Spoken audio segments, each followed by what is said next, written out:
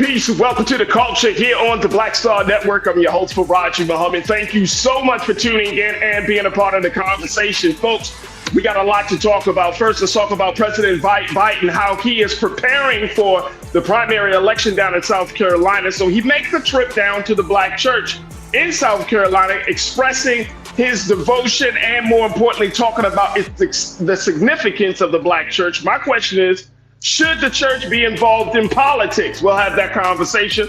Also, will the president show up for the 3 Black soldiers that were killed by a drone attack in Jordan? One report says yes, another report says no. You tell me what you think about the situation. Later on, we're going to be checking in with our sister Octavia Brown, who is a therapist and owner of the Urban Institute of Mental Health, to talk about healing intergenerational trauma. We'll have that conversation and a whole lot more. Stay with us. It's all happening on today's edition of The Culture right here on the Black Star Network. Let's go.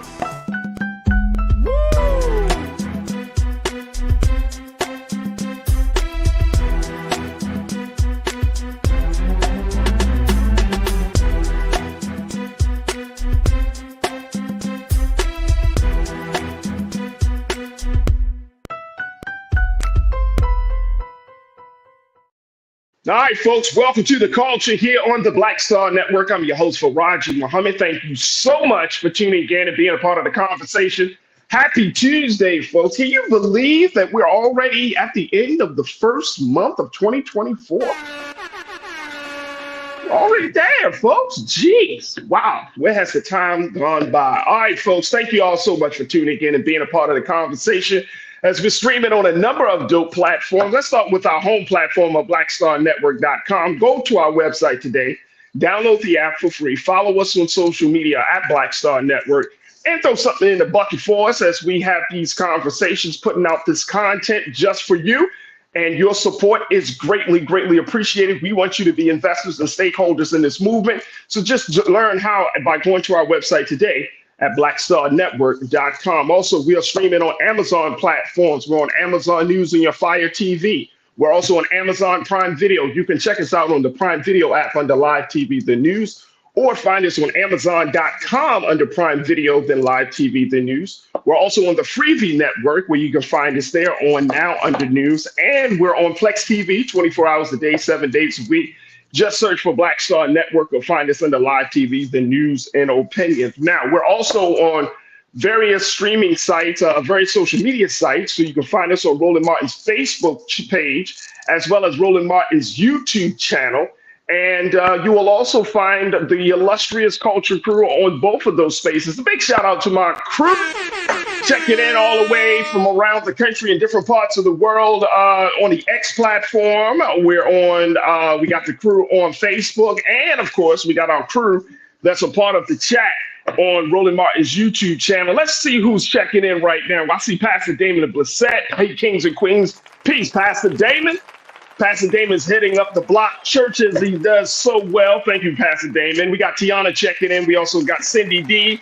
Mingley, Natasha Surge, I see you. Brian Christian, I see you. Good afternoon, big brother. The Stephanie Humphrey channels once again being a part of the conversation. Thank you so much, Stephanie. Sister Debbie Muhammad, peace and blessings, Sister Debbie. Thank you so much for being a part of the conversation as well. Smooth Approach, I see you. Pretty Brown, Mimi 726, Janelle, my sister Janelle Fields is checking in. Hey, Janelle, good to connect with you once again. And folks, you could be a part of the Culture Crew by just checking in with us online. Just jump in on the Facebook page. We would love to connect with you.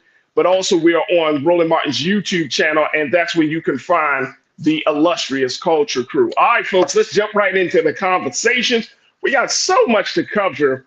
And in this first discussion, I wanted to talk about how the president now is stating the case, how he's making a move. Now, we've seen 2 GOP primary elections, the one in Iowa, the one in New Hampshire. Now, it is the Democrats' turn, as now the official presidential campaign season has kicked off.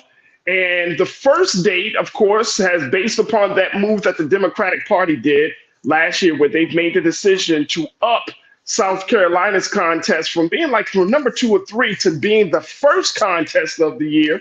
And of course, this is in hope to bring some more support. to really shore up black voters, folks, because we know what happened in 2020 when Representative James Clyburn of South Carolina put his vote of confidence behind President Biden. Then guess what? History is made from that point on. So South Carolina is up for the first Democratic primary. That's happening this Saturday, February the 3rd. So y'all don't want to miss out on the opportunity to be a part of history. If you're down in South Carolina, I hope folks are excited, going to go to the polls, and will be voting in big, big numbers. But because the whole country, especially folks in Black America, we are looking and seeing how folks in South Carolina are moving. So the president went down to South Carolina for over these past couple of days to try to connect with Black voters in particular, shore up the support of the Black voters, talking about those issues. And one of the things and one of the places that he went to was the Black church, folks. That's right. He went to the Black church to really put it out there that the Black church is the bedrock of the community, is the example. And I think this is very interesting. This is not about President Biden. We have seen a bunch of candidates go through this process that in order for them, they have it in their heads. And I don't know if this has changed or not, because I'm just thinking now, I think about it more. And y'all tell me if this is right or wrong or whatever the case may be. But the pathway that to reach Black people has traditionally been through the Black church, but has that changed? Has that changed? But President Biden went down to South Carolina. I'm going to take a quick pause. When we come forward, I'm going to share with you what he said down in South Carolina about the Black church and get your take on this, the significance of the Black church, as he puts it out there, that this is the example, using King words from the great Dr. Martin Luther King Jr., and talking about the support that he has gotten as a result of the Black church. My thing is this the best way to connect with Black voters right now? And should the church, this is going to be another part. We're going to talk a little bit more about this later on this week. But how involved should the church really be in national and world politics? So we're going to have that conversation a little bit on the other side. I want y'all to stay with me, stay in tune, get ready to post your comments in the chat, and stay riding with us. It's The Culture right here on the Black Star Network.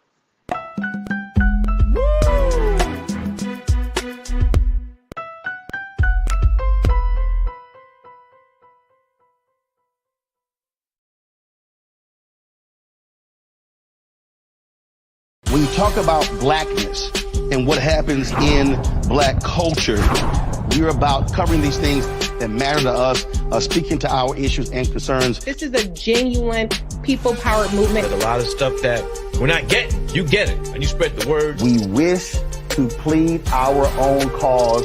Too long have others spoken for us. We cannot tell our own story if we can't pay for it. This is about covering us. Invest in Black-owned media. Your dollars matter.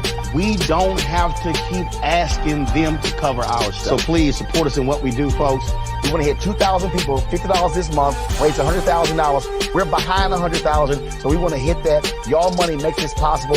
Checks and money orders go to P.O. Box 57196, Washington, D.C. 20036-0196. The Cash App is $RM Unfiltered. PayPal is R Martin Unfiltered. Venmo is RM Unfiltered. Zelle is Roland at RolandSMartin.com.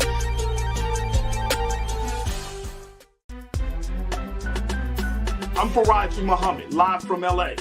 And this is The Culture. The Culture is a two-way conversation. You and me. We talk about the stories, politics, the good, the bad, and the downright ugly. So join our community every day at 3 p.m. Eastern and let your voice be heard. Hey, we're all in this together. So let's talk about it and see what kind of trouble we can get into. It's The Culture, weekdays at 3, only on the Black Star Network.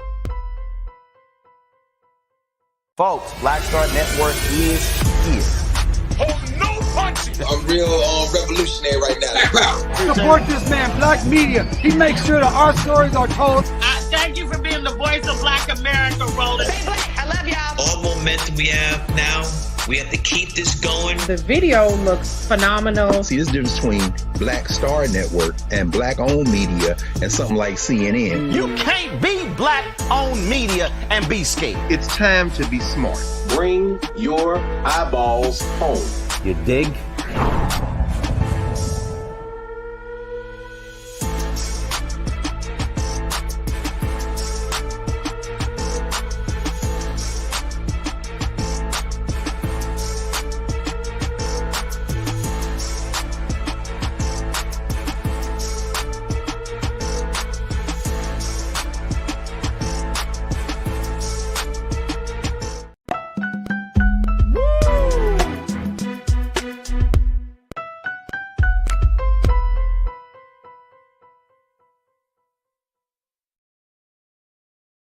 All right, folks, welcome back to The Culture here on the Black Star Network. I'm your host, Faraji Muhammad. We wanted to kick off the conversation talking about what President Biden has said about the Black church being the example.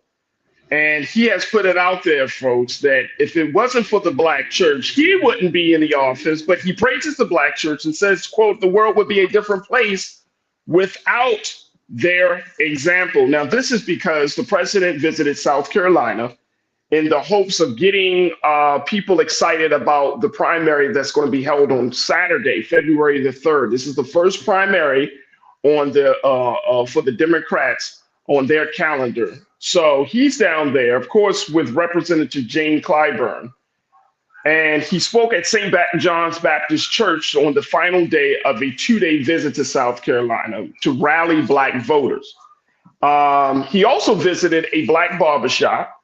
And he spoke at a state Democratic Party dinner after he flew in on Saturday. And then he went to church on Sunday to talk to Black voters. Now, he said, he referenced Dr. Martin Luther King. I want to share with you the quote that he used. Let's put that up, please, Lise. Thank you. He said, well, you give us a mountaintop. He asked the worshipers to imagine what would happen first if there had been no Black church to turn to in times of darkness. He said, well, you give us a mountaintop, you give us a promised land, you give us a dream and a faith that we shall overcome, can overcome. Of course, these are echoing the words once spoken by the late, great Dr. Martin Luther King Jr. And then he goes on to say, and you push us toward a more perfect union, you really do, to bend the arc of the moral universe toward justice together. And what a gift to the nation and the world you've been. He also said that your prayers mean everything. A lot of praise for the Black church. A lot of praise for the Black church, and justifiably so. The Black church has been a bedrock of our community for many, many decades, many, many years, right? And it has gotten us through the best of times and the worst of times. It has served as the target of both the greatest moments of our history, and the target has become the target of some of the most horrific acts of our sojourn here in America. So the Black church definitely is an example of what faith looks like. But I wanted to pose a question. Is this the best path to reach Black voters? And I'm talking about Black church. Now, the church has changed dramatically. We know that. And this is just like an introductory conversation, folks, as we have this. So we're just having a little bit of an introduction, because later on this week, I want us to get into a more in-depth conversation talking about what pastors are doing around the issue of Gaza. So we're going to have some discussions around that this week, God willing.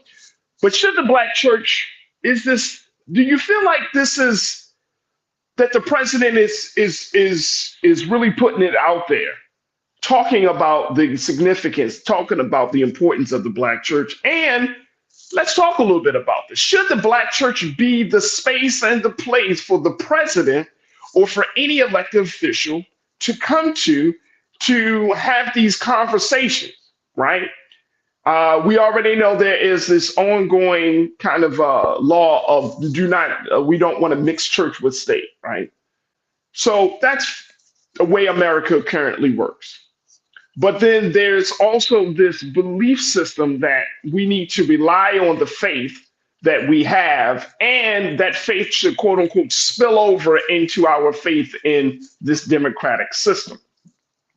But we also know that the church is changing. The demographics of the church is changing. How the church operates is changing. The church is getting out of the four walls and into the streets. You have more pastors, Black pastors in particular, who are seeing their role more as prophetic teachers and not as prosperity promise makers. Y'all get that one? More church leaders, and I know some of these great pastors that are part of the crew, they are moving along the prophetic teachings of Jesus Christ. And they are moving, and then you have some that are still trying to hold on to becoming prosperity promise makers. And this creates so much of an issue within the church, somewhat of an issue. So let's talk about this. Crew, I want you to post your comments, share your thoughts as we have this discussion, talking about, do you agree with the president and how he praises the Black church? And I want to get your take on that. So post your comments. We're streaming live on Roland Martin's YouTube channel and on Roland Martin's Facebook page. All right, let me go to what y'all have to say around this.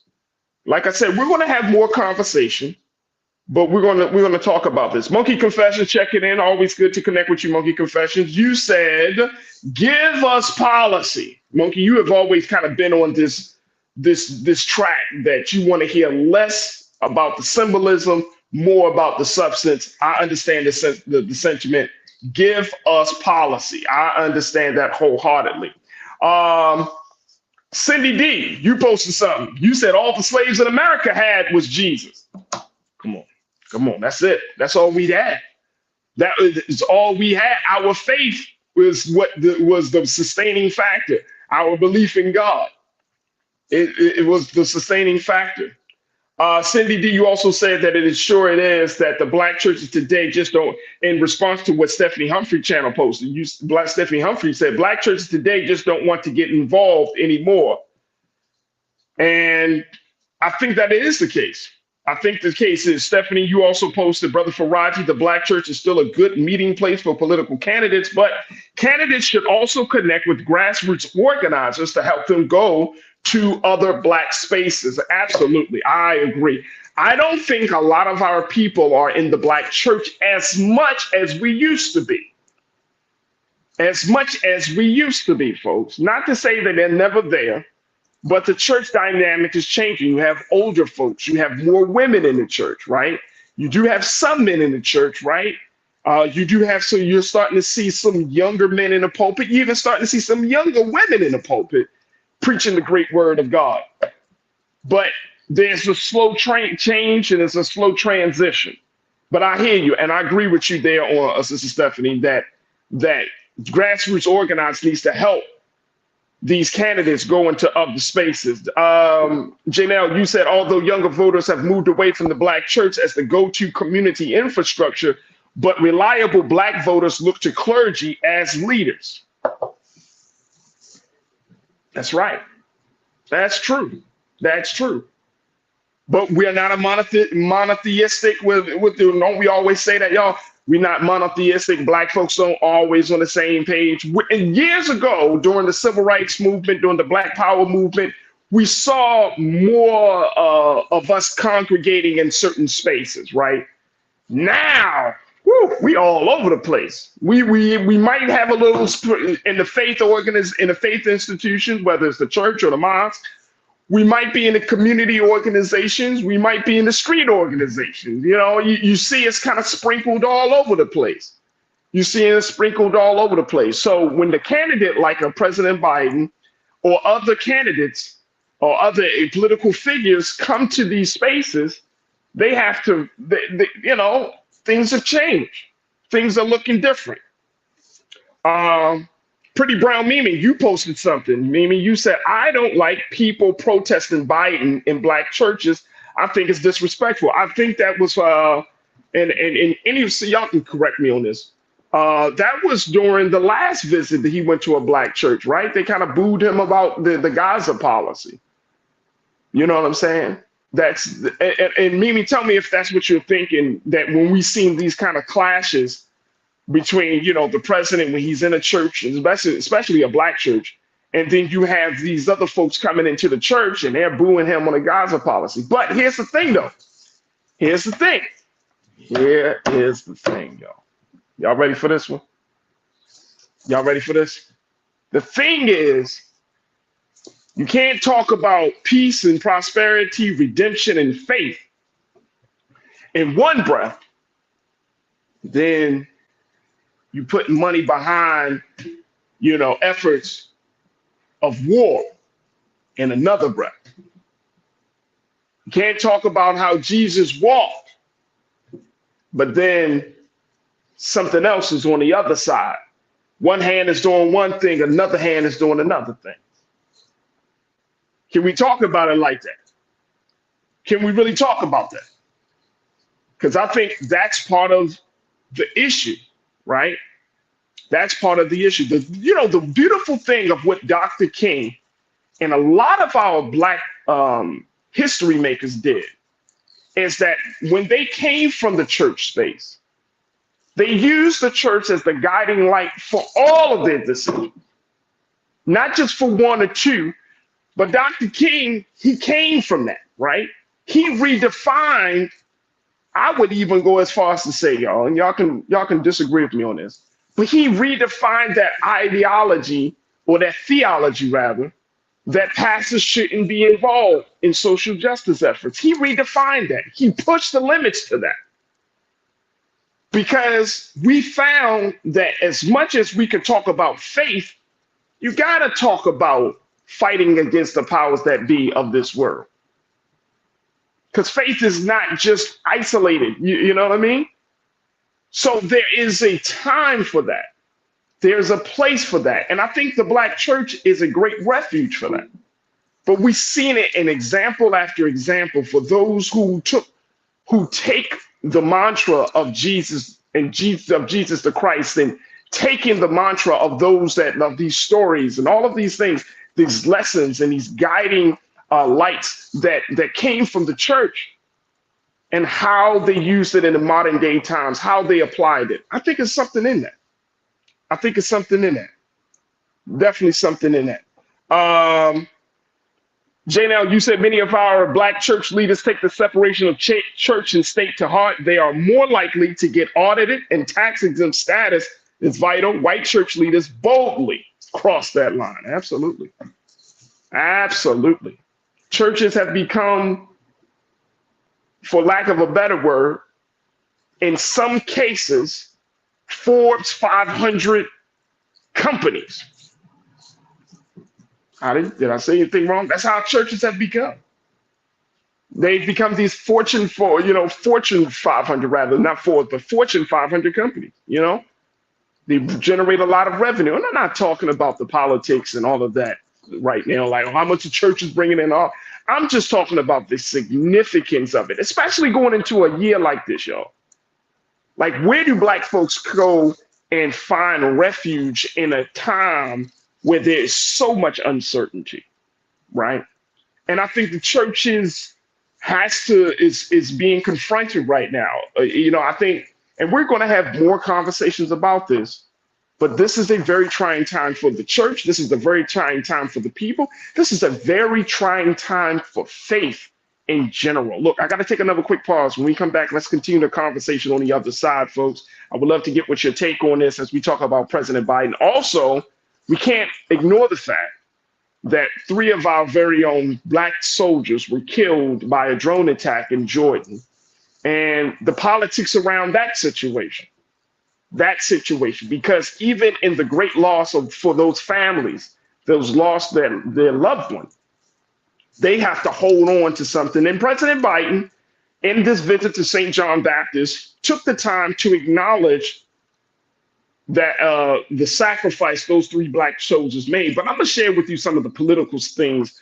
surrounding their respect, surrounding how we are honoring them. It is going to absolutely just make you say, what?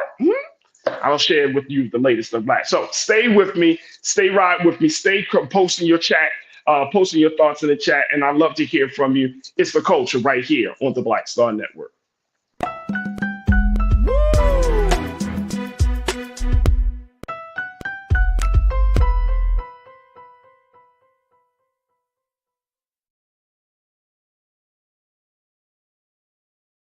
Folks, Black Star Network is here. I'm real revolutionary right now. Support this man, Black Media. He makes sure that our stories are told. Thank you for being the voice of Black America, Roland. I love y'all. All momentum we have now, we have to keep this going. The video looks phenomenal. See, this difference between Black Star Network and black-owned media and something like CNN. You can't be black-owned media and be scared. It's time to be smart. Bring your eyeballs home. You dig?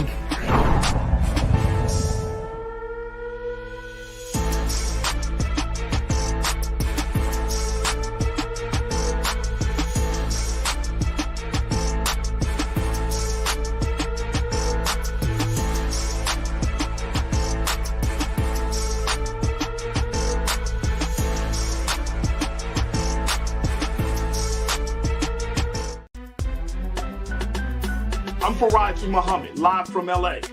And this is The Culture. The Culture is a two-way conversation. You and me. We talk about the stories, politics, the good, the bad, and the downright ugly. So join our community every day at 3 p.m. Eastern and let your voice be heard. Hey, we're all in this together. So let's talk about it and see what kind of trouble we can get into. It's The Culture. Weekdays at 3, only on the Black Star Network.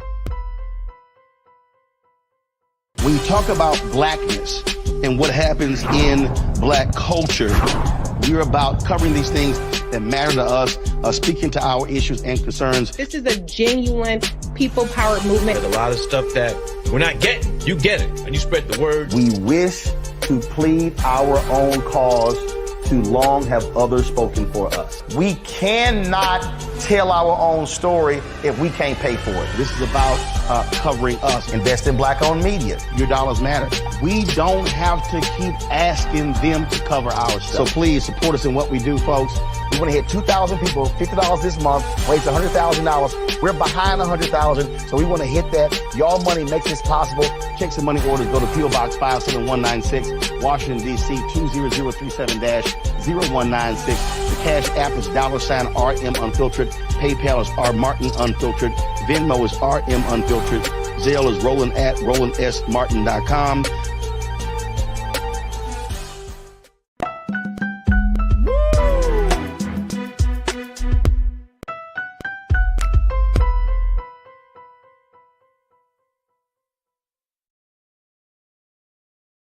All right, folks, welcome back to The Culture here on the Black Star Network. I'm your host, Faraji Muhammad. We're talking about how President Biden visited St. John Baptist Church in South Carolina and preparing for the February 3rd primary that's going to be kicking off in South Carolina this weekend. He visited a black church, St. John, and talked about the importance of the black church, talking about the importance of getting of the black church making the example the black church has made on black folks, this country, and the rest of the world. Very, very inspirational stuff coming from the president, right? But it opens up the conversation talking about what is the role, what is the, what pathway should the black church take moving forward. Also opening up the conversation is about whether the black church is still the place to go to connect with black voters. And the other question is, should the black church getting involved in political affairs, such as hosting a president, getting speaking out on certain issues and all of those things? Because a lot of us are still, I think a lot of black people in this country, we see the church as being a sacred space. Like Mimi has put it out there. She doesn't like to see people yelling and screaming. It's disrespectful. So the church still holds a sacred place in a lot of our hearts. Even with me, my grandmother was a Baptist. So, going to church with her, having that experience, I understand why there was so much love. I felt like, you know what, this is the place. And so even me, growing up and having that experience, even though I come from an Islamic background, I understood it. And looking at the type of woman that my grandmother was, who was by far one of the most divine individuals in my life, the type of woman and the things she stood for, I understand the power and the importance of the Black church. But some folks don't. Some folks don't. And I think that even now in 2024, there's a lot of questions that the Black church is confronted with to see, and more importantly, to see like what role will this institution play moving forward. Now, my brother, Pastor Damon Blissett, I was waiting to hear from you, big brother. But Pastor Damon, he's put it out there very succinctly. And I appreciate Brother Damon for saying this. You said the church's number one priority is salvation of people. Boom. Amen. Amen. Everything else should be spoken on and dealt with, but is secondary.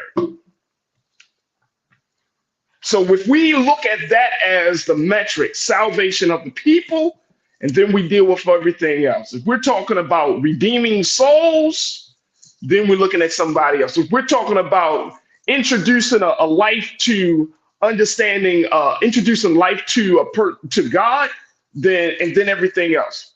I get it. If we use that as the metric, then that should be the reference point by which we move forward on on our relationship with political leaders, our relationship with institutions, how we should look or how we should be involved in the systems that we are all involved in. You see what I'm saying? But it first starts with salvation of the people, talking about getting the people, mind, body, and spirit right. Getting the people to reflect a higher level of consciousness, right? So we're talking about salvation. We're talking about freeing people from the confines of, quote unquote, this word, whether it's the confines of inferiority, the confines of racism and sexism, the confines of poverty, militarism, as Dr. King often talked about, the confines of the culture that we place upon ourselves, the confines of trauma. Come on, Brother Damon. That's what I got from you, brother. That's what I got from you.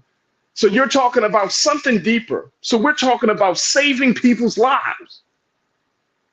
Now, when you bring in an individual, whether it's the president, whoever the case may be, when you bring in folks, right, you have to start from that premise. Is this person, do they stand for a cause, or do they represent a cause that speaks to that number one priority of salvation of the people?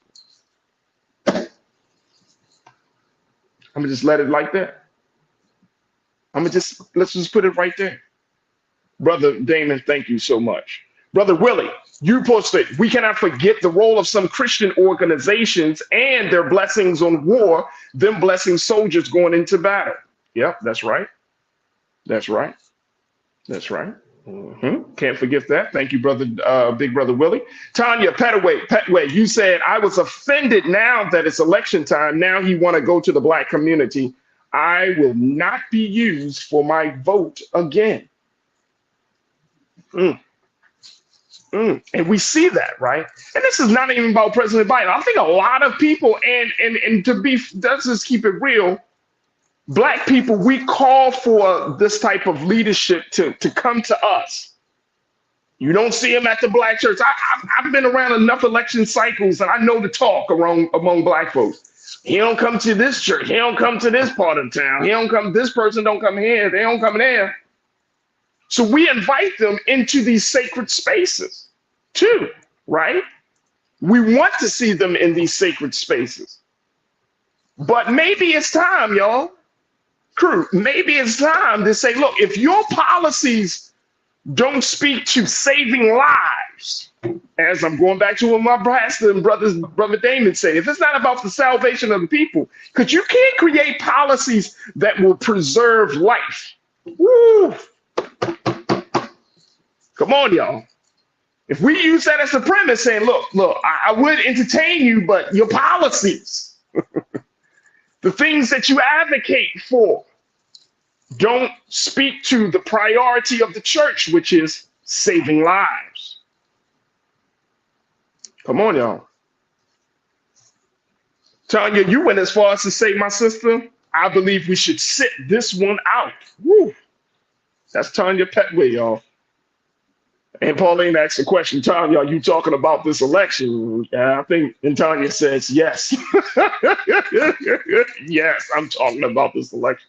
Alexandria, Baker, Hadera, thank you so much for checking in. You said, now's the time for Black folks to negotiate on George Floyd Act and the Civil Rights Voting Act and affirmative action. This is the best time to leverage the Black vote for advancing the Black agenda. Woo! I like it. I like it, Alexandria. I like it. I think this is the perfect time. We have like this small window of time to get some firm commitments on some of these issues that's been sitting on the back burner for so many months and years. Why not? Some people say, well, no, we can't, we just got to keep the boat moving, but we got to get something out of the deal, y'all. I hear you, Alexandra. I hear you. We don't have this type of time because we need some firm commitments early.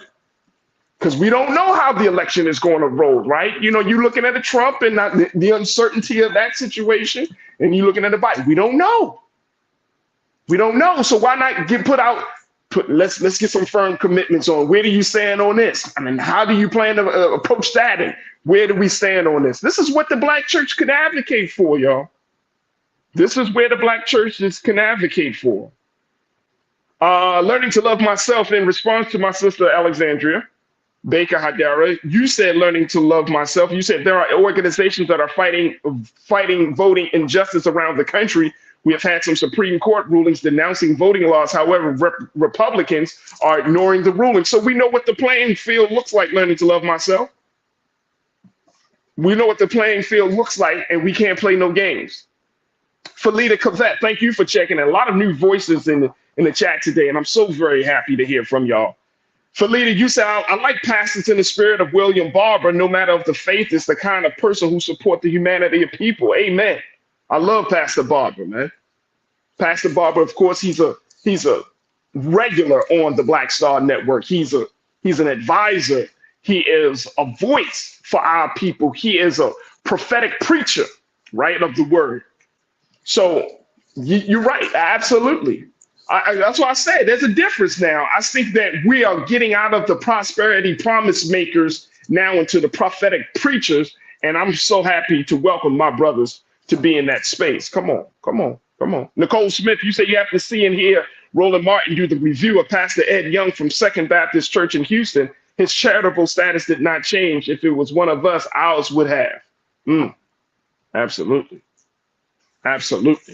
So we're looking at a very serious situation here. Now, look, I'm going to take a final pause in this first hour, but when I come back, let's talk about them soldiers, those 3 Black soldiers very quickly, because now people are saying it was initially said based upon a phone call that the president gave to the families of those 3 Black soldiers when they asked them, Mr. President, will you show up at this memorial for these 3 Black soldiers? They asked each family, these families of these soldiers asked them, and he said, yes, he would be there. Now, something different, something different.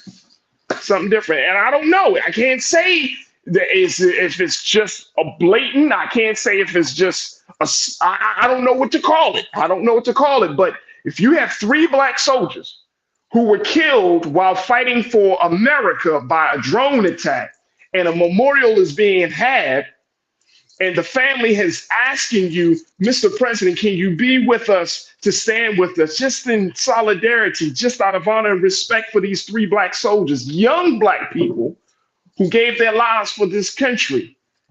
And I'm going to share with you what his communication staff team had to say about this situation. Stay with me. That discussion is up next here on The Culture on the Black Star Network.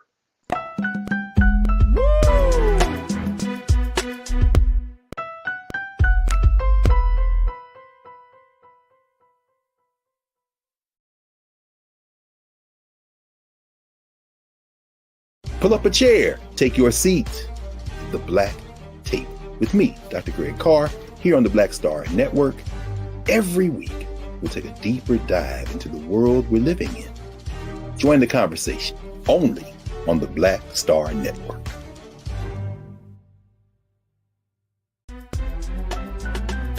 I'm Faraji Muhammad, live from LA.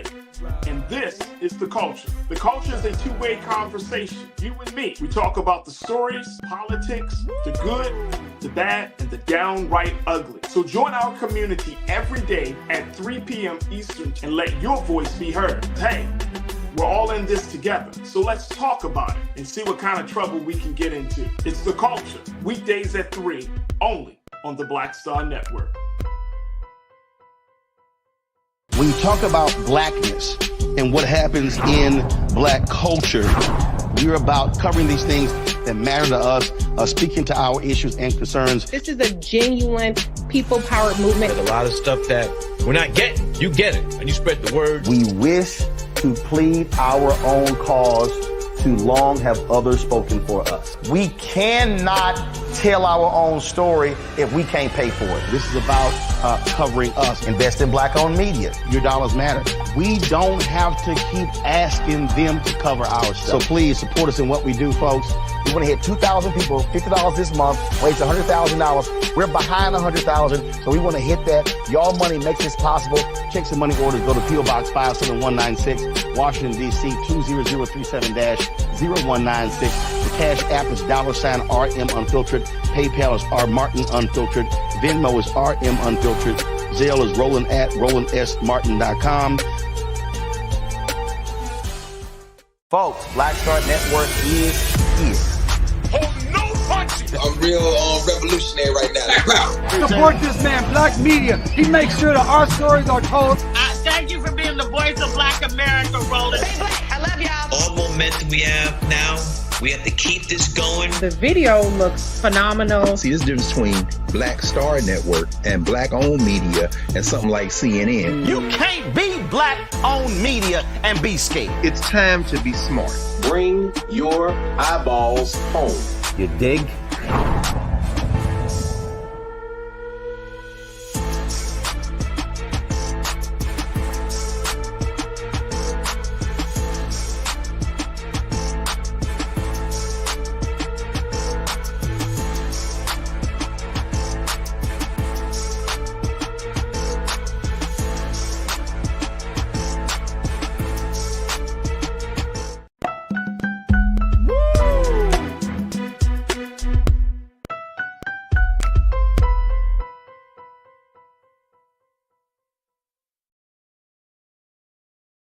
All right, folks, welcome back to The Culture here on the Black Star Network. Let's talk a little bit about what's happening with this situation of those 3 black soldiers that it was killed by the drone attack. And I'm just pulling up the information here, folks, because this situation is getting a lot of momentum. People are saying, is this president ditching this memorial for 3 black soldiers that were killed, even though he has talked to the families of the soldiers? And as it was reported by theroot.com, the families are preparing to bury the 3. Now they're looking at President Biden to see if he will make an appearance as they receive the bodies. Now, I want to give you the context of this. Let's show quote 1, please, Lise. This is from CNN, that today President Biden spoke with the families of the American troops who were killed and will attend a dignified transfer at Dover Air Force Base on Friday. The president voiced gratitude for the 3 service members and told their families, quote, how proud we all are of their service, how we mourn and feel sorrow over their loss. Now, this is according to John Kirby, the National Security Council spokesman. He told reporters aboard Air Force One. Biden, quote, made sure that those families knew that not only was that service and sacrifice going to be honored and respected, but they will continue to get the support that they need, according to Mr. Kirby. Also, in the phone call that the president normally gives to families who lose loved ones in the service, Biden gauged the family's feelings about his attendance at the dignified transfer, and all of them supported his presence at the solemn event. Now, that was for the transfer. The question becomes, folks, will the president show up for the black soldiers at the memorial? Because now that was for the transfer of the bodies. Now we're talking about the memorial, burying the families. Well, this was reported by The Root. Take a look at this one. This came out about 3 hours ago from The Root, that the bodies of 46-year-old Sergeant William Rivers, 24-year-old Specialist Kennedy Sanders, and 23-year-old Specialist Breonna Moffett, they're being flown back from the Syrian border to the Dover Air Force Base following the strike. The Defense Department said that these three soldiers were killed after an uncrewed aerial system attacked the military base located in Jordan. The trio were part of Operation Inherent Resolve, created to defeat ISIS. Now, the families are preparing to bury these three, and so they're wondering if the president will show up as part of the memorial. According to Mr. John Kirby, the National Secretary Council spokesperson, let's show that quote really quickly here, Lise. As the families prepare for the burial, all eyes are on Biden to see if he will make an appearance as they receive the bodies. However, the National Security Council spokesman John Kirby told reporters Monday that he didn't have anything on the president's schedule to speak of a memorial. It's not on the president's schedule. Now, are we bringing up this story to just, oh, no, it's not on the president's schedule. I'm going to just let y'all figure that out. Crew, you tell me what you think. Should the president show up? Will he show up? Will he show up for these three black soldiers? Let's put their faces up on the screen once again, Lise, please. Thank you. Sergeant William Jerome Rivers there, Specialist Kennedy LaDon Sanders, and Specialist Breonna Alexandria Moffett. You have an older brother and these two young sisters. And some people are saying that he should show up not just for the transfer of bodies, but he should show up at the funeral. Is that a big thing for any one of us? Should he show up for the actual service, for the memorial? Do you think that he should show up? Come on, crew, talk to me. Tanya Petway, you said, LOL, he can't have all of these agendas in his head at once. He just forgot. Sister Debbie, you said, Debbie Muhammad, you said, I don't see the president showing up for the funeral either.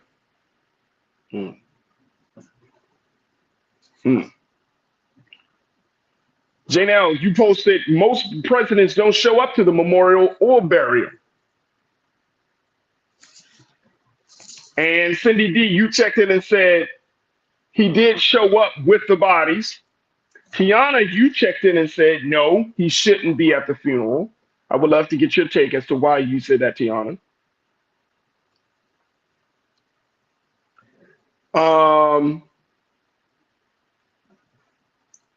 Tiz, you posted, we have to push these damn presidents to get what we want. Every GRP looks to get something out of politics. We are the only, every group looks to get something out of politics. We are the only group of people that vote and hope to get something. Crazy, just crazy. We do have this view, and I think part of it is us, but I think it's also part of the narrative that we have been fed for so many years that now we're finally breaking up out of this idea that the only thing that you have to do as to be an active citizen in America is to cast a ballot.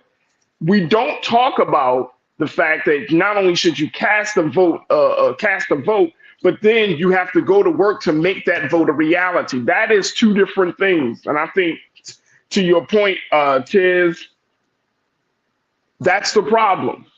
It's culturally.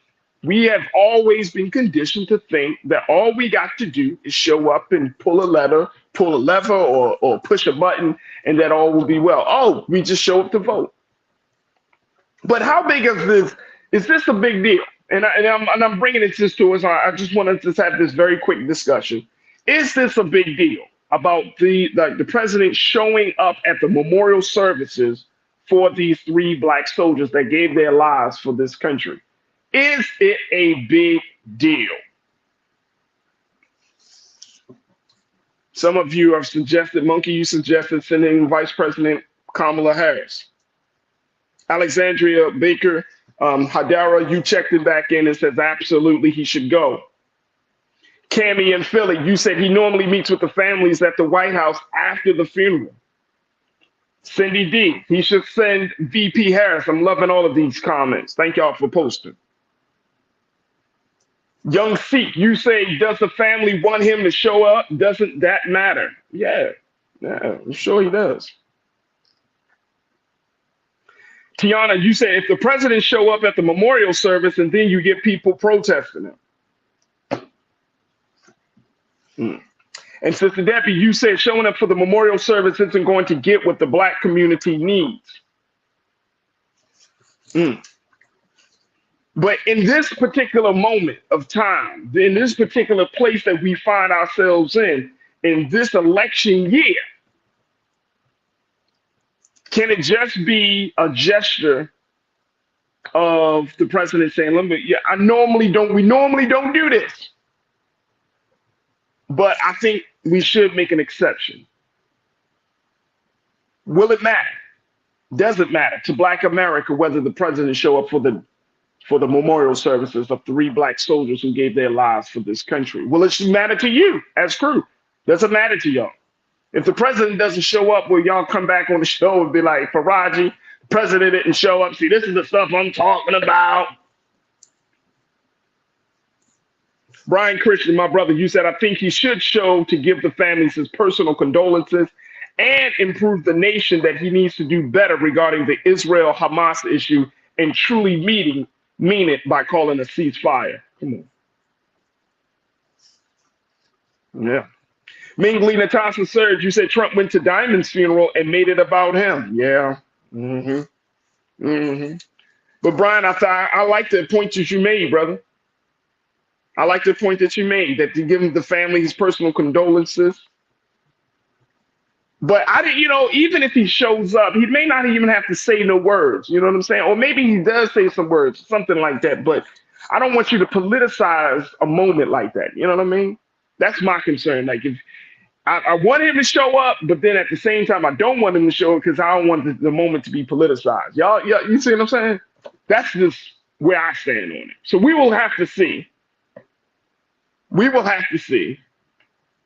And if he doesn't decide to show up, I don't think it's going to make or break anything. I think sometimes that, you take a moment like this and people kind of make it bigger than what it is. People throw the racial undertone, like these are three black soldiers. This is a white president who is seeking black votes. This is a good time. But I don't want to politicize the life of these three black soldiers for a vote. You know what I'm saying? So if he shows up, so does that mean that, we can't still press the president on all of these other issues because he showed up for, it gets into this very crazy space. So we will have to see. We will have to see. I'm just bringing it to y'all attention, but certainly we will have to see. And it's not about just showing up. It's really about doing something. If you don't want this thing to continue, then there's a different conversation that needs to be had. And so, God willing, we're going to have more conversations about the church and politics later on this week. I'm expecting to talk to some pastors about the call for ceasefire in the Israel-Hamas war and so much more. So we will revisit this conversation later on. All right, I got to take another quick pause. When we come forward, let's switch gears. Let's talk about intergenerational trauma and how we can heal from that. I'm going to be checking in with a sister who is a therapist. She's a licensed therapist, and she is the owner of the Urban Mental Health Institute. And going to talk to us a little bit about how we can heal from our intergenerational trauma. I'm going to be checking in with my sister Octavia Brown. So stay with us. The conversation is coming up on the other side, right here on The Culture on the Black Star Network.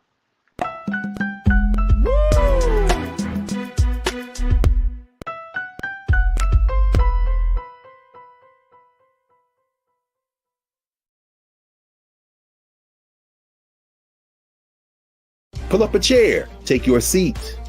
The Black Tape with me, Dr. Greg Carr, here on the Black Star Network.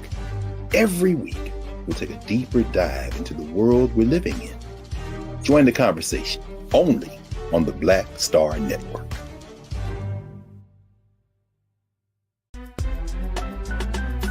I'm Faraji Muhammad, live from LA. And this is The Culture. The Culture is a two-way conversation. You and me. We talk about the stories, politics, the good, the bad, and the downright ugly. So join our community every day at 3 p.m. Eastern and let your voice be heard. Hey, we're all in this together. So let's talk about it and see what kind of trouble we can get into. It's The Culture, weekdays at 3, only on the Black Star Network. When you talk about blackness and what happens in black culture, we're about covering these things that matter to us, speaking to our issues and concerns. This is a genuine people-powered movement. There's a lot of stuff that we're not getting. You get it, and you spread the word. We wish to plead our own cause. Too long have others spoken for us. We cannot tell our own story if we can't pay for it. This is about covering us. Invest in black-owned media. Your dollars matter. We don't have to keep asking them to cover our stuff. So please support us in what we do, folks. We want to hit 2,000 people, $50 this month, raise $100,000. We're behind 100,000, so we want to hit that. Y'all money makes this possible.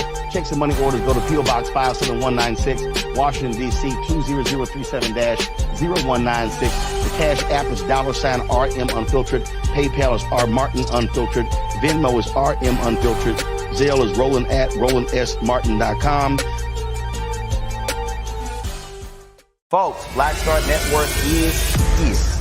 Oh, no punches! I'm real revolutionary right now.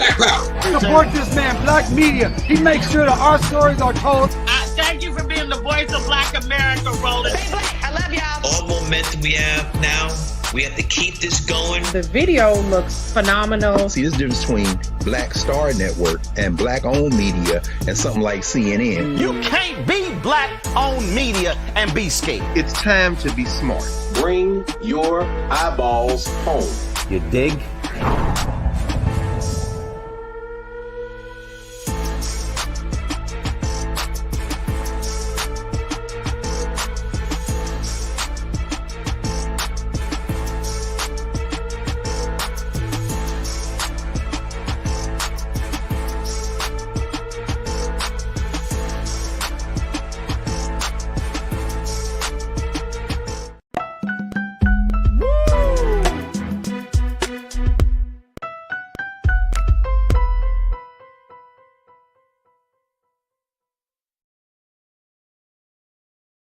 All right, folks, welcome back to The Culture here on the Black Star Network. I'm your host, Faraji Muhammad. Thank you so much for tuning in and being a part of the conversation. And if you're just streaming in, or if you're watching us, I hope you're watching us from our home network of blackstarnetwork.com. If not, let your friends and family know the importance of supporting Black media like never before. You can go to our website today at blackstarnetwork.com, download the app for free, follow us on social media, but more importantly, we're asking for your donations to continue to power us through this digital space. We want to have you as investors and stakeholders and take this process and take these conversations to the next level, but we can't do it without you. So go to our website today at blackstarnetwork.com. Also, we're streaming live on Amazon platforms, on Amazon News, on Amazon, on your Fire TV. You can check us out there. We're also on Amazon Prime Video, where you can find us on the Prime Video app under Live TV, The News, or find us on Amazon.com under Prime Video, then Live TV, The News. We're also on the Freevee Network, where you can find us on now under News for Black Star Network. And finally, we're on Flex TV, 24 hours a day, 7 days a week. Just search for Black Star Network or find us on the Live TV, The News, and Opinions. All right, folks. For this conversation, I wanted to have this in a very, very special way. I was able to connect with a sister who's doing fantastic work in the space of mental health, and she's doing work not only just with individuals but with families. And after seeing some of the things she posted on social media, got me intrigued, and I reached out to her, and we finally were able to connect and talk and really build on some of the things that are plaguing our community. So I am very, very happy to bring a voice to the station, to this network, and here to the show here on The Culture to talk to us about how we can go about solving, or rather healing from intergenerational trauma. And I want to welcome now to the airways of The Culture here on the Black Star Network, my sister Octavia Brown, who is a licensed therapist, and she serves as the owner of the Urban Institute of Mental Health. Sister Octavia, welcome to The Culture. Good afternoon. Hey, how y'all doing today? I'm good. How are you? Absolutely. Thank you for being here. Good. All right, let me throw something out there. You posted something. Now we were already talking before then. But let's at least let me know if you can. I want to post this video that has been circulating on TikTok, and I think it's a very interesting video. But I think it is indicative of where we see a lot of relationships are, especially with mothers and daughters. Let me play this short video from TikTok. Take a look at this. And you have the worst attitude. I don't know where you Mom, get I it from. don't have an attitude problem. Oh my God. Rolling your eyes? Oh, yes, you do. I don't understand where you get it from. You were such a nice little girl. You're just evil. You're just so oh my God, your dumb daddy calling me. Hold on. Why you calling me you broke down, bald-headed, ugly, dusty, weak behind, can't change a tire, sweaty, armpit, having ass, stink, pee-pee, little boy? Bro, I was just calling to tell you my grandma got hit by a truck, man. I wish it was my truck she got hit by. You deserve it. You don't even deserve it, grandma. You deserve nothing. Dirty ass, my bust his car windows, Jasmine Sullivan style. He don't know what's coming to him. Mama, look in the mirror. What? All I see is a bad bitch with a hatchet. Anyway, fix your attitude. You're going to end up just like your daddy with broke windows. Now, excuse me. I got some work to do. Wow. There's a lot to unpack there, Octavia. Wow. Why did you post that? What made you want to post that? Well, I think the first thing for us to recognize is that, because we know everybody chuckled a little bit. Everybody laughed a little bit when they saw that. It's probably a lot of Black mothers who saw that and resonated with that and was like, yeah, I've had those type of conversations with my daughter. I can tell you, I, as a Black mother, when I first saw it, the first thing I did was run to my daughter and say, look at this TikTok. And we bust out laughing. And she's like, that's you. And so I think the first thing to recognize and understand it, because it is, why we do, and that's part of our culture too, is that some of the family dynamics that are really unhealthy are so normalized that we laugh. Like it's very funny, and that at times takes away from the seriousness of them sometimes, and how that those behaviors, although they may be funny, we look back years later and we're like, oh yeah, remember my mother did this, or remember we used to have to go get the switch off the tree and get beat with the switch, while we sit back and laugh, that it isn't really important to understand that those experiences they impact you, and they, while we might not consciously be thinking about it or even be aware of how those experiences that we had, that is very much considered to be a norm in Black culture, how that impacts the way that we see ourselves, the rest of the world, the way we move, our beliefs, our values, and overall just how our behavior, and sometimes, a lot of times it impacts in a very unhealthy, in a negative way. And because it impacts us in this unhealthy, negative way, but it's so prevalent, it can be seen as normal, right? Like unless you're at a conscious place, unless you're in a new space in your relationship, and more importantly, you had a new space within yourself, this can be seen as normal stuff, right? Like I never forget, Octavia. Like I used to do a lot of speaking in schools. And I never forget, I was talking to some students, and we were talking about young people getting involved in leadership. And I was like, well, young people can always do some great things for their neighborhoods. They can, go out and start picking up the trash. This is small things. And I say our neighborhoods don't need to be full of crime and stuff. And I'll never forget, this little sister raised her hand. She's like, Mr. Muhammad, I mean, my neighborhood is lit. I mean, and she went down the lines and she was like, we got drug dealers, man, we got this funny ass crack addict, we got these prostitutes. And I'm like, what? Like, But and then I asked her, I said, have you ever been to other neighborhoods where these things are not? And she's like, no, I never been to that. And I'm like, wow, that was an eye-opening experience for me, right? So some of the times, like we have gotten to this place where trauma is even a part of our identity as Black folks in this country, Yeah. right? That if you're talking about being healed, or you're talking about being in a place of peace within yourself, or you're having good relationships, it's almost frowned upon. How is that? Well, I think the thing, and I really began to really resonate with just how deeply embedded and rooted our trauma is. When I read the book by Dr. Joy DeGrasse, she wrote the book called Post-Traumatic Slave Syndrome, excuse me. And in the book, she said that we were slavery's children. And that resonated with me. That really hit, and I was like, okay, like that's deep, because when you think about intergenerational family trauma, and the impact that it has on our children, that what she is saying in essence is that when you go back to our ancestors who were enslaved, the parental figure was slavery. So therefore the enslaver, right? And so when you look at it from that perspective and you realize that, okay, when you take a grown man or a grown woman who are adults and very much already very connected with their identity and sense of self and true authenticity, and then you strip them of everything, even their name. You can't, they have to take on a new name, and you beat them, and you force your ideologies and beliefs and values onto another individual. You, in essence, become a parental figure, because now that person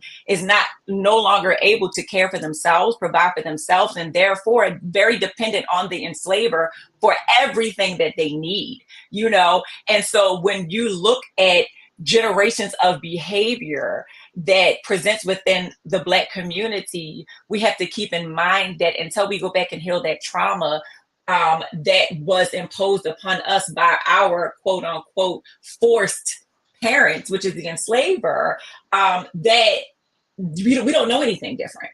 And at this point, we're completely, when they say stay woke, we're completely asleep to the fact that we are indoctrinated still, and that all of that trauma lies in our unconscious mind and is very much driving our behavior. And so, and then that's not even that. We're looking at from the environmental standpoint. If you think about biologically, the study of epigenetics studies how our environment within itself, like literally changes the way our genes express themselves, right?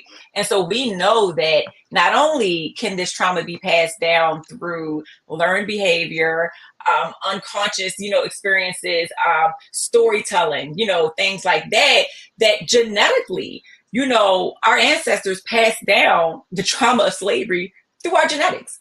And it's very much still present to this day. So it's a norm for us, right? And on top of all of that, there is almost a deeply unconscious fear of doing anything different, right?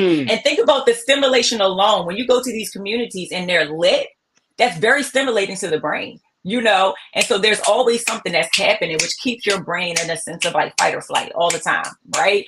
And then if you try to go to a community that's different, even though you might know that this is a better environment, there is a deep sense of uncomfortability because this is not my norm. So it's like it's like you go back to what's familiar, even though the familiar may not be the healthiest option for you. Absolutely. And we all do that in some sense, right? If we look at the ways that we are, take just the trauma of slavery aside, we know that in this country, we are probably the most unhealthiest country. We do not eat foods that are natural. Typically, we are indoctrinated, for purposes of capitalism, to eat things that do not serve our bodies well.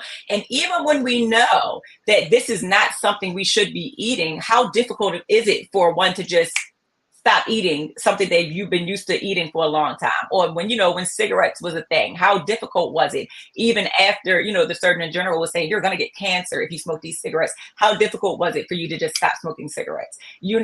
And you have to think about the picture. You have the biological part of it. The brain is used to that now. And then, just the fact that this is something that you have associated with a sense of calming, even though it's not healthy, right? And so that same type of dynamic very much presents itself with our behavior as Black people in the Black culture. Wow. Nicole, you checked in as you're talking this. We're talking to Octavia Brown here. Nicole Spicer, you said, I took a Black history class in undergraduate school called The Psychology of Oppression. And we talked about some of these issues. Look, we're going to take a quick pause. When we come forward, let's continue to talk about it, because I want to delve a little deeper, because Octavia has been talking about things. You folks, she is the owner of the Urban Institute of Mental Health. She is a licensed therapist and social worker. She's here to talk to us about healing from the intergenerational trauma that we may carry and we may pass on to our children or to our nieces and nephews or to the young people in our lives. We're talking a little bit of how we can disrupt that trauma cycle. So stay with us. The conversation continues with Octavia Brown and with you right here on The Culture on the Black Star Network.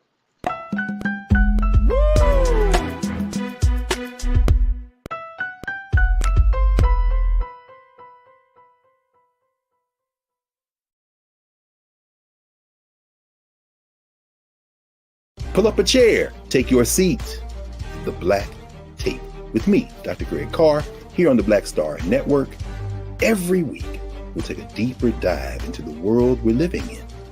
Join the conversation only on the Black Star Network.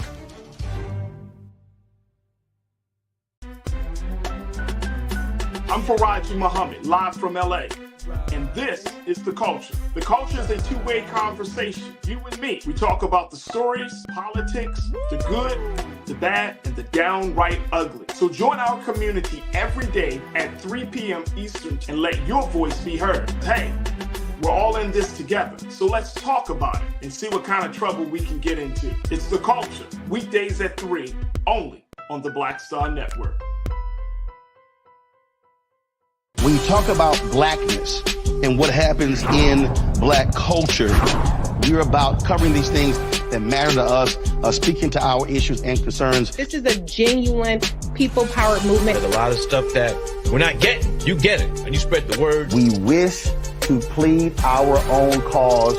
Too long have others spoken for us. We cannot tell our own story if we can't pay for it. This is about covering us. Invest in Black-owned media. Your dollars matter. We don't have to keep asking them to cover our stuff. So please support us in what we do, folks. We want to hit 2,000 people, $50 this month, raise $100,000. We're behind 100,000, so we want to hit that. Y'all money makes this possible. Check some money orders. Go to P.O. Box 57196, Washington, D.C. 20037-0196. The Cash App is $RM Unfiltered. PayPal is R Martin Unfiltered. Venmo is RM Unfiltered. Zelle is Roland at RolandSMartin.com. Folks, Black Star Network is here. Oh, no punching! I'm real revolutionary right now. Support this man, Black Media. He makes sure that our stories are told. Thank you for being the voice of Black America, Roland. Stay black. I love y'all. All momentum we have now, we have to keep this going. The video looks phenomenal. See, this difference between Black Star Network and Black-owned media and something like CNN. You can't be Black-owned media and be scared. It's time to be smart. Bring your eyeballs home. You dig?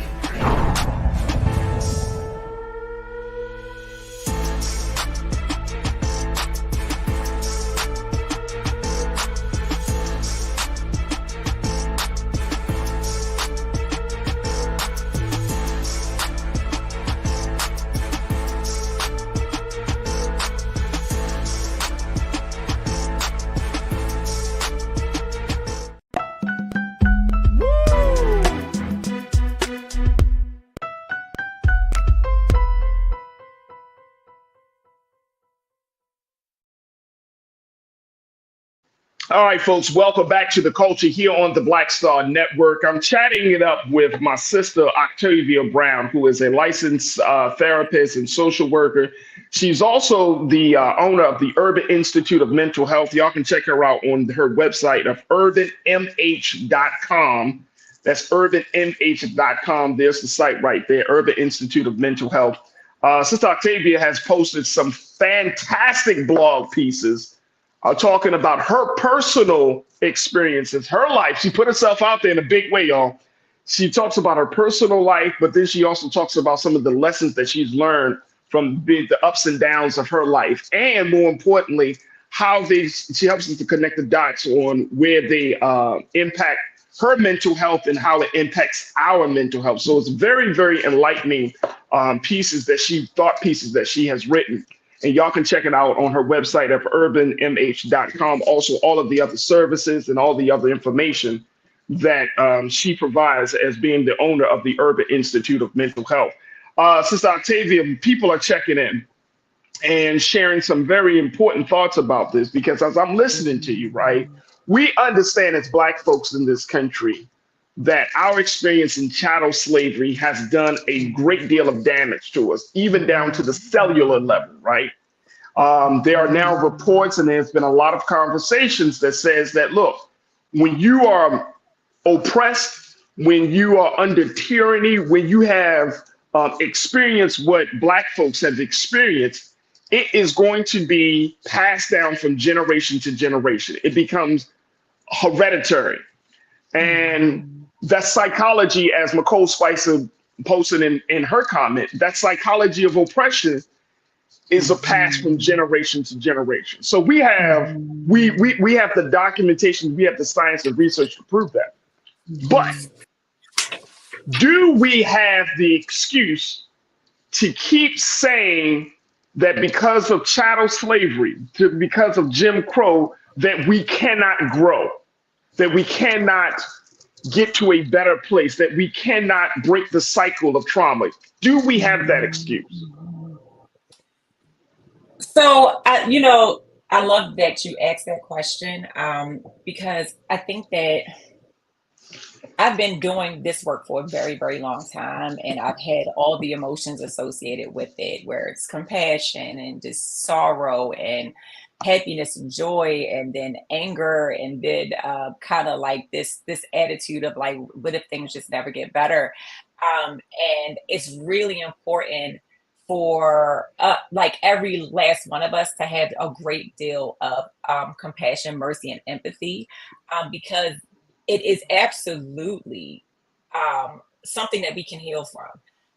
But the journey is one that takes a lot of courage to start, and it's not easy, And so when you think about we have a very unique situation as Black people, we're not just healing our own individual trauma, we're healing layers of trauma. And I mean, deeply, deeply embedded layers. And so you have your own trauma experiences that, again, it wasn't like the abolition of slavery happened and there were all of these people saying, hey, come sit in this therapy chair and let's process what you've just been through for the past, hundreds of years. And so we're like, most of us are still completely unaware that we have even experienced trauma, and because the expectation that we will suffer is very much a norm in our community, like just Black suffering is a norm.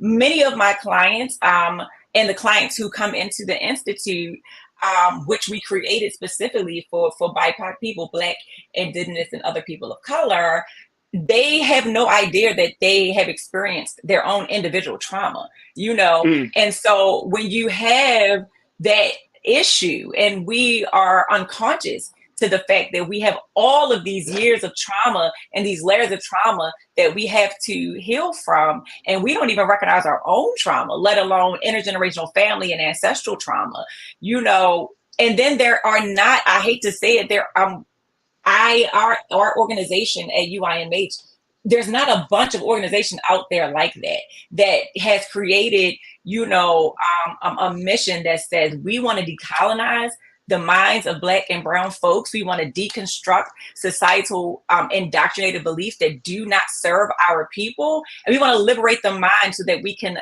liberate our people. You know, that is something that is not as popular. You know, most of even most therapists and psychologists are trained in a way that we're not even trained how to appropriately render services to communities of color to even effectively bring healing. So can it happen? Absolutely. Is it going to be very difficult? Is it going to take a lot of work, even from a societal level, to be able to embrace the fact that, okay, people of color, they don't necessarily benefit from the ways that we have been traditionally trained to render therapy from primarily white institutions, you know, and things like that. It takes a lot of work, but it can be done. But we have to always remember to have empathy, you know, for our people, because again, we have layers and layers and layers of trauma that we have to heal from. And I agree with that wholeheartedly, Octavia. I think part of my issue is, and really it's an issue and a concern, that we continue to use our experience as a crutch. I mean, there's so much knowledge out there. There have been so many soul healers and faith leaders and those individuals who have come to render us whole. And in 2024, it's still interesting that we're having these conversations as if people don't have power. And we have power for a lot of things. And I'm talking about Black folks. Black folks, we got so much power. And I'm not talking about politically or economically. I'm just saying within ourselves, there's a resolve, there's a resilience, there is a fighter within each one of us. But I'm wondering, do we just kind of give up, right? We're like, I can't do this anymore. I choose not to do this anymore, right? Whereas our ancestors, they were facing, insurmountable odds just to even breathe. And now we're in 2024 and we're much further along. And, you know, seems like some of our people are still like, this is so hard. And I'm thinking, like, we have access to technology.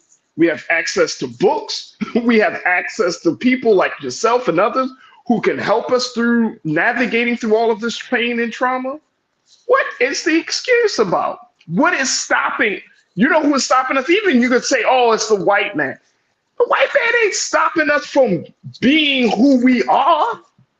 I mean, at the end of the day, yes, we could talk about policy. I'm talking about a person saying to themselves, I want to be a different person. I don't want to be a broken individual. I don't want to be a scarred individual. I want to be a healed and whole and positive. And I want to be an individual that when I wake up in the morning, I see the reflection of the higher self. I see a reflection of God. Tavia. I get it. I get it. You know what I'm saying? Like I can't personally. I just, when I hear that, this is not like, oh, this is just talk. I've seen men and women's lives change because they have been exposed to knowledge.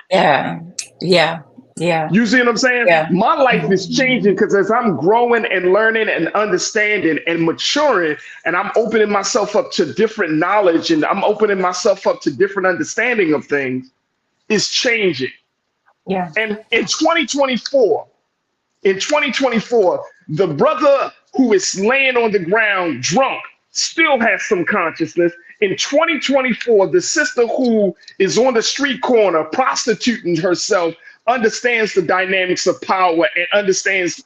You see what I'm getting to? Like, we're not as dead as many people want to make us believe. We actually have a lot of consciousness now. What seems to be that big wall, though? So it's, but because we can sit here all day and answer this question, so I'm just trying to condense it as much as possible. But to the sister who talked about the psychology of oppression class, you really have to understand the psychology of oppression, meaning that, I will never forget reading a book written by Miguel, sorry. But the book is called The Four Agreements, okay? And in the book, even though it had nothing to do with what we're speaking about right now. But the book talked about how, and he literally said, like, human beings are like domesticated animals, right? And so from the time that we're born, we have been indoctrinated. We have been conditioned to behave in certain ways, right? And some stick, some don't. But when you really think about what ways a person can go about if they want to be evil and indoctrinate another human being and make it stick, you have to implant fear. Okay. And so when you recognize that it sounds so simple, right? It sounds so simple because there are sometimes individuals who have the knowledge, have the exposure, but there's such deeply rooted fear that it's almost like I'm stuck and I'm frozen, right? And even if you think about what happens to the brain. So, and I think it's really important to understand what trauma is, because trauma it can be one experience. It doesn't matter what the experience is, but it could be one experience that just completely disrupts your functioning. It disrupts the way that you see yourself, the way that you see the rest of the world. It distorts your vision, it distorts your views. And what it does, it activates your fight or flight system, which is your fear system. And your body is saying that in this situation, there is something that's threatening my life, my well-being, my ability to live. And so when that system is activated, it takes a snapshot memory picture of it. It will never forget it. And anything that's associated with that picture is always going to trigger a fight or flight response, right? Yeah, and when you have unnatural things like colonization, that is completely unnatural and motivated by greed and other selfish means, that completely disrupts an environment. And again, I talked about trauma just being one situation. Now we're talking about years and years and years of embedded reminders and confirmations that this is something that you need to be definitely afraid of. That's the way that your brain is looking at this, right? Even sometimes, and every person is different. We have to look at the uniqueness of each person. But there are some people who are going to be really struggling with the idea of stepping outside of their norm, even though that norm is unhealthy for them. And that's where your healers are able to come alongside and do the best that we can to encourage and be a guide to help individuals get through that and be able to seek liberation through decolonizing the mind. And that is really important when you recognize that the ways that you have been indoctrinated, the ways that your mind has been indoctrinated to think and move is exactly what keeps you oppressed. It's designed that way. At this point, Black people, we uphold our own system of oppression because we do not recognize the inherent power that we have. And in order for us to do that, we have to liberate the mind. And that is why services like these and conversations like these are so important, because when you can come alongside a person of color and say, hey, you have power, you do not have to accept this as your lived experience. And yes, you can reconnect to your ancestral roots and reconnect to your cultural roots and walk in your true authenticity. You are forever liberated. If that makes sense. No, that makes a lot of sense. That makes a lot of sense, Octavia. I'm telling you, it makes a lot of sense. And I agree with you. I think that fear has certainly restricted our will to the point where we don't see past our own pain and we can't get out of that cycle. But I'm like a lot of folks that at a certain point, when do you say enough is enough? Let me just share with you before we take our next pause. Stephanie Humphrey, you checked in and said, as an adult, I could no longer blame my upbringing for my issues. I had to take accountability and navigate my issues so I could be healthy and maintain healthy relationships. Jesus was my answer. Absolutely. Absolutely. And I think that every Black adult comes to that point into their life, where they have to ask themselves the question, will you allow your past to dictate your future? Right? Will you continue to go down that track and say, oh, my father wasn't there, my mother wasn't there? And I'm not discounting the impact that has made. But when you're in your 30s and 40s and 50s, and then you start to understand the mindset of your parents, like as you go into a journey of self-understanding, then Yes. guess what? It's like the creator takes you into the mind of your parents because you start to say, oh, damn, they were experiencing some trauma. And this is how they dealt with the trauma in their lives. When y'all start to Absolutely. go on ancestry.com and you start to look at the pain that was your Yes. grandfather, your grandmother, right? Stuff starts to open up to you because you're on this journey. Trust me, Yes. I'm a huge proponent, and I can testify to this. That the moment I started going inward to myself, it allowed me to go inward into my family. Yes. Mm-hmm. And then I started to understand some things. Like, man, okay. But then I had to start making some decisions, Octavia, to say, like Stephanie said, I'm not going to let my past define my future. Look, I got to take a quick pause. When we come back, let's continue to talk about this on the other side. We're checking in with Octavia Brown, licensed therapist, social worker. She's the owner of the Urban Institute of Mental Health. Folks, we're having this conversation. Stay with us. It's The Culture here on the Black Star Network.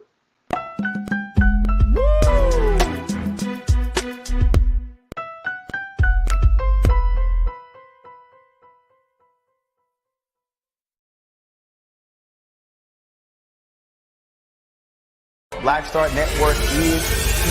Oh, no punch! I'm real revolutionary right now. Thank you for being the voice of Black America. All momentum we have now, we have to keep this going. The video looks phenomenal. See, this difference between Black Star Network and black-owned media and something like CNN. You can't be black-owned media and be scared. It's time to be smart. Bring your eyeballs home. You dig? When you talk about blackness and what happens in black culture, we're about covering these things that matter to us, speaking to our issues and concerns. This is a genuine people-powered movement. There's a lot of stuff that we're not getting. You get it, and you spread the word. We wish to plead our own cause. Too long have others spoken for us. We cannot tell our own story if we can't pay for it. This is about covering us. Invest in black-owned media. Your dollars matter. We don't have to keep asking them to cover our stuff. So please support us in what we do, folks. We want to hit 2,000 people, $50 this month, raise $100,000. We're behind 100,000, so we want to hit that. Y'all money makes this possible. Checks and money orders go to P.O. Box 57196, Washington, D.C. 20037-0196. The Cash App is $RM Unfiltered. PayPal is R Martin Unfiltered. Venmo is RM Unfiltered. Zelle is Roland at RolandSMartin.com.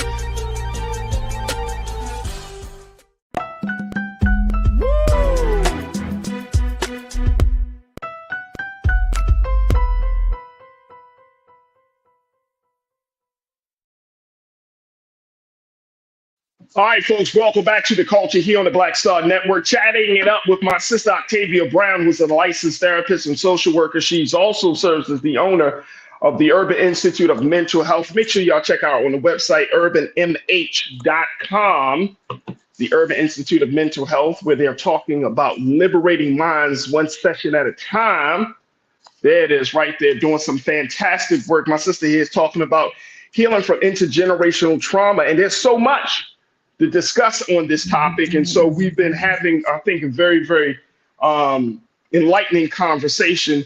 And Sister Octavia has been talking about fear, talking about how fear is processed, how we have pretty much have been in this, not just in a cycle of trauma, we're also in this this unhealthy relationship with fear. And I want to go back to what the crew is saying here, Sister Octavia, because a lot of folks are starting to really speak on this.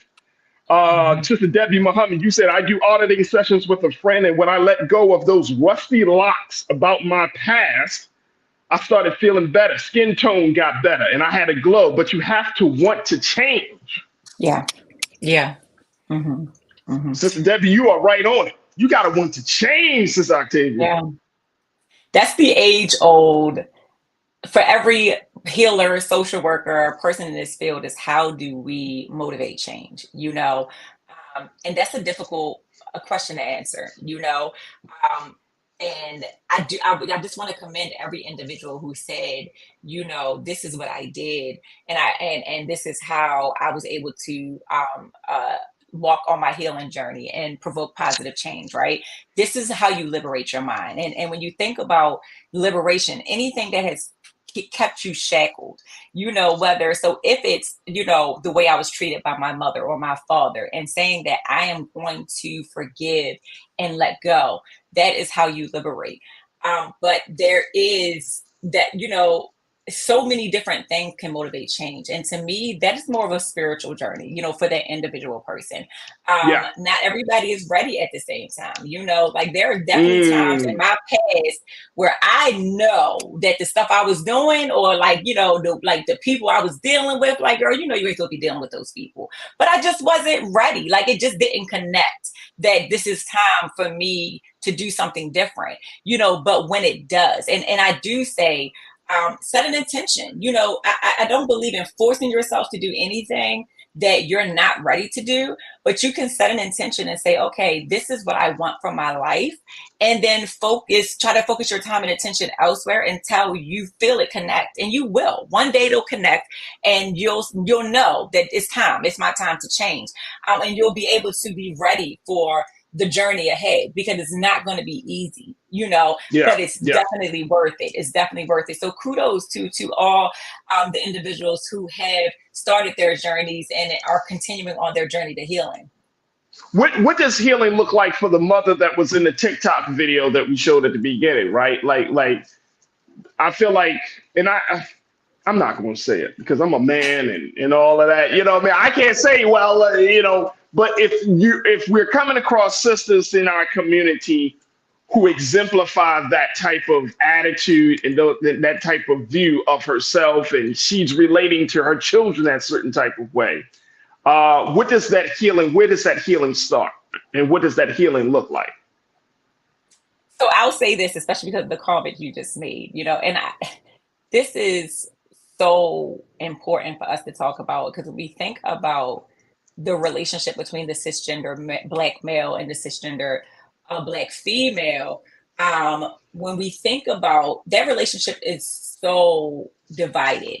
And a big part of that division is a lack of understanding, right? And so when you think about the Black woman who was in the video, I think the first thing that I off the break can tell is that she's been hurt.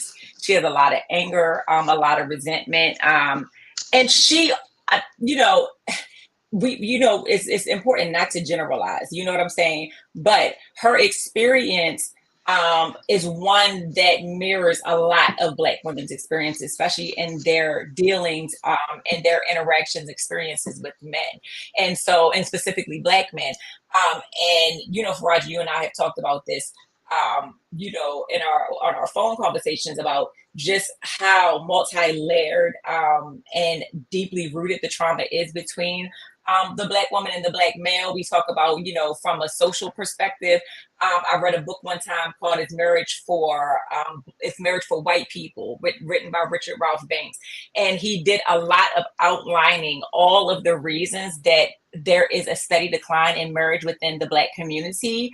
A lot of the fault he did place on men, Black men in the book. And I can't say that it's all Black men's fault. I think a lot of it comes from just a very unique situation of the Black male and Black woman. The Black woman, she falls under two systems of oppression. She's Black and she's a woman. And so she has to deal with oppression at the hands of the system of racism, and then oppression at the hands of the system of patriarchy.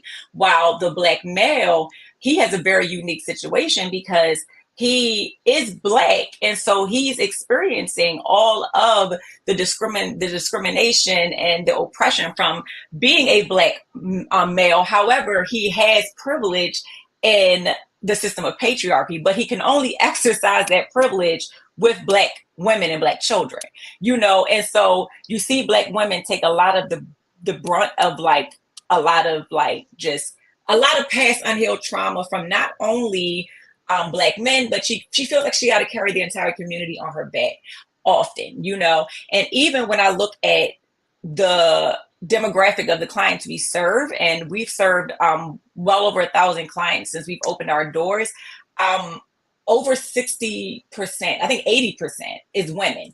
Black women or women of color who come in. And so you have more women of color who's coming to get treatment and not, now we do have men that come in, and we are so happy and we congratulate every Black or brown male who comes in to receive services. But again, she feels like she has to carry so much. And so her need is to recognize that I need to heal from my past. I need to let go, just like a lot of the other Black women had said. I need to let go and realize that I do have power over my own life, and I have to put boundaries in place, right? And that's the biggest thing, boundaries. We really struggle with the implementation of boundaries in the Black community. And so I would say that was, her first steps. Mm-hmm. I would have to agree with you there, Octavia, because I see a lot of, I think men and women in our community, we struggle with boundaries, right? Mm-hmm. And as we mentioned before, it's in our conversation offline, we have grown up under parents who understood boundaries, right? They were very hardcore. Like my dad came from that school of thought, like children should be seen but not heard. He came out of the military. A strong disciplinarian, right? And in some cases, what would be seen as extreme by some, right? That's the spaces that we come out of, especially if your parents are from the 40s, the 50s, the 60s, and you think about all of the social issues that were happening and where we were mentally in our community. And then we saw war coming into play. Then, of course, we saw the drug epidemics coming into play and how it affected and how it changed the view that our parents have about Blackness, about ourselves and families. Yeah. And it created like a certain type of Black culture, right? It created this Black culture.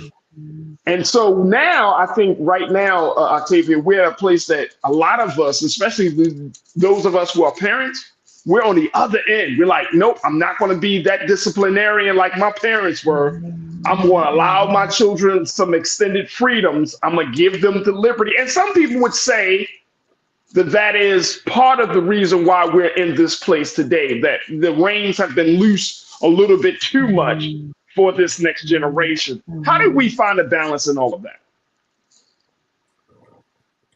I think, and I laugh because we definitely talked about this. And there is, which, by the way, I am so ecstatic to see so many Black parents jump on the bandwagon of gentle parenting.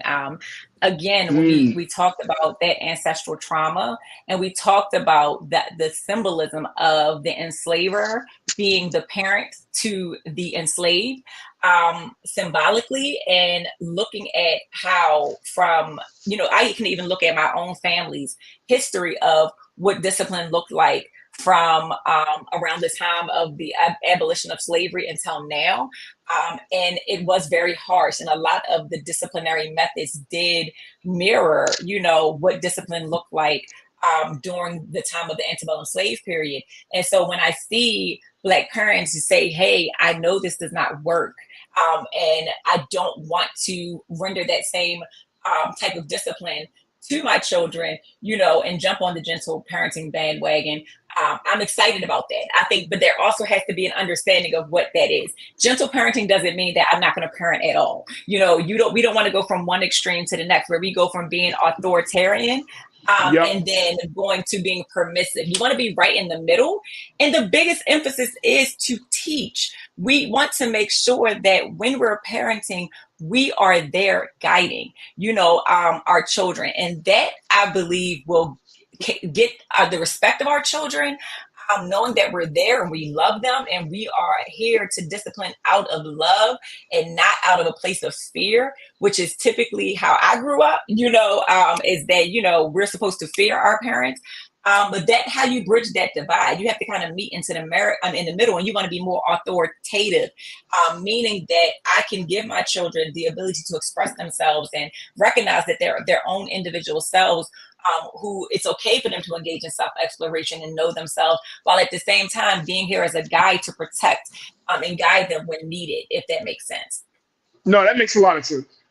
That certainly makes a lot of sense. And I think that is that is part of this process, right? Because we have to redefine those relationships. And more importantly, I think that, we have to be cognizant and conscious enough to say, you know what, some of the things that I was exposed to as a child by my parents were good, but then some of the things I was exposed to as a child by my parents were toxic. And being able to discern between what is the good things that we got from that parenting and parent-child relationship, and some of the things that we can kind of like, let's push that to the wayside, because I feel like we're at a different place. First thing, our children are in a different place.